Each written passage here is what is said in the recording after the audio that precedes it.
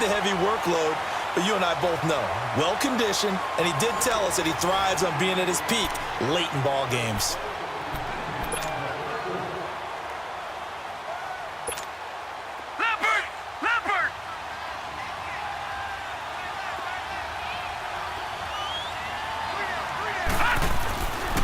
Staying on the ground on first with Camara.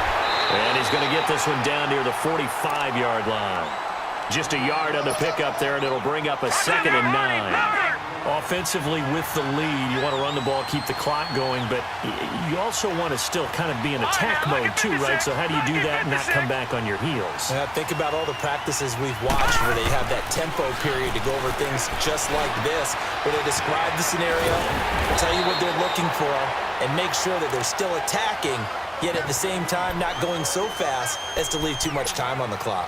Another nice pickup through the air, and I think a lot of people might expect them to run the ball in this situation, Brandon, but with this lead, they're electing to throw the football. Swings, slants, quick outs, things that they consider safe. He'll try and sneak it here, and he will push forward and pick up the first down. He'll grab 3 yards on the play, taking it himself for the first down. I don't know about you, but I like this call. 3rd and inches, and instead of worrying about getting it back to the running back and maybe there's some penetration from the defensive front, just go ahead and take it, move forward, and pick up the first down. And as we say often, shows confidence in your offensive line.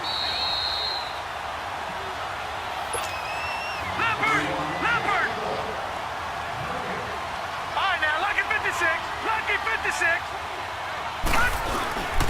Again, it's Camara.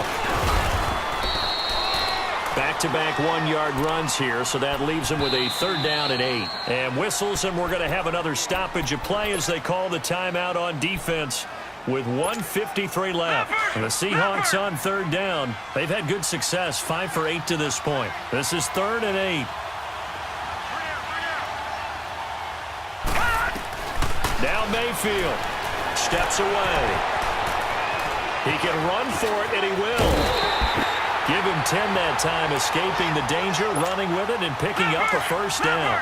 Well, there you go. Save your best scramble of the day for a big-time situation in the 4th quarter, picking up the first. You don't want to use it up early, right? You want to make sure you save it for that exact moment, that key time, and that's what he did, although you and I both know it wasn't planned that way.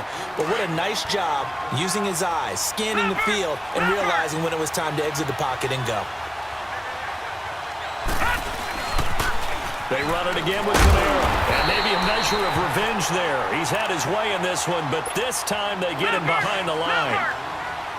And now the question everyone's wondering, look at the clock, late 4th quarter. Do they put the ball in the air here on 3rd?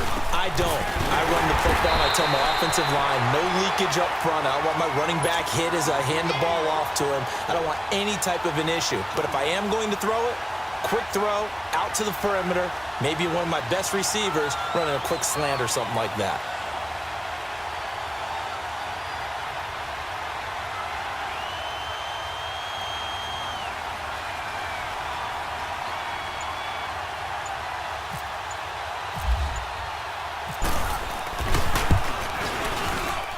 And Lutz's kick is good.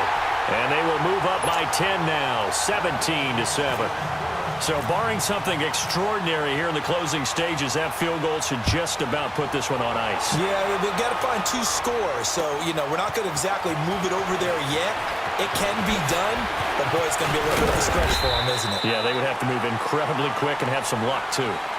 And now out on the field, here comes Los Angeles. They might be thinking this is close to a lost cause here. Got to play it out. What do they need to do? Well, they have a thought process in mind already, but they can't get ahead of themselves. They know that they need to score quickly. Yeah, 2-score game. Onside kick and get the ball back, and then score again.